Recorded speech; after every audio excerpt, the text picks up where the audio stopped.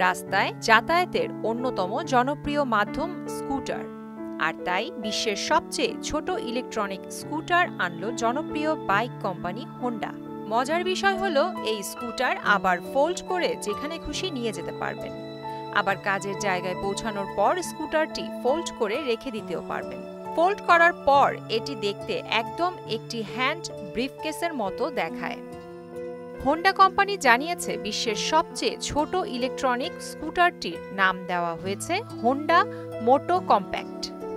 মূলত শহরের ব্যস্ত জীবনের মানুষের জন্য ডিজাইন করা এই স্কুটারটি হালকা, সহজে ব্যবহারযোগ্য এবং স্টাইলিশ।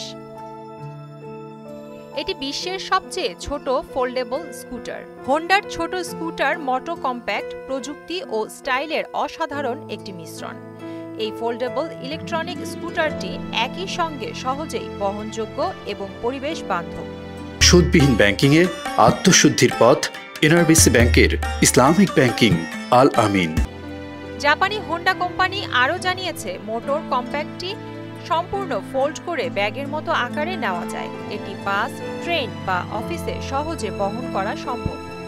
এর ভাঁজ করা অবস্থায় আকার মাত্র 29.2 ইঞ্চি, 21.1 ইঞ্চি, 3.7 ইঞ্চি। অনেকে ভাবছেন এত ছোট গাড়ি বলে হয়তো হালকা স্কুটার হবে, কিন্তু বাস্তবে সেটা নয়। মেটাল বডি সহ সর্বোচ্চ 120 কেজি ওজন নিতে পারবে।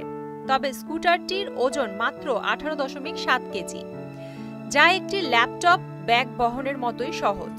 শহরে যাতায়াতের সময় এটি গাড়ির ট্রাকে রাখা বা ব্যক্তিগত ব্যবহারের জন্য নিখুঁত সমাধান।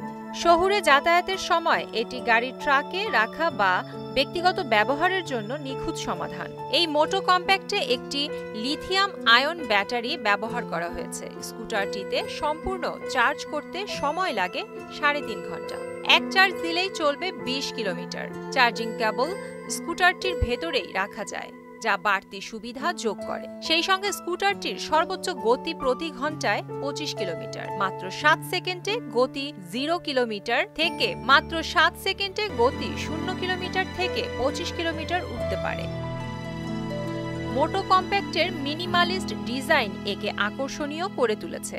এতে রয়েছে সহজ অপারেটিং সিস্টেম, যা নতুন ব্যবহারকারীদের জন্য সুবিধাজনক। মূলত যারা শহরের ছোট দূরত্বে চলাফেরা করেন, যারা ভ্রমণের সময় ফোল্ডেবল এবং পোর্টেবল যানবাহন চান, তাদের জন্য। ইলেকট্রনিক চালিত হওয়ায় এটি কোনো কার্বন নির্গমন করে না, যা পরিবেশ বান্ধব পরিবহনের জন্য একটি আদর্শ।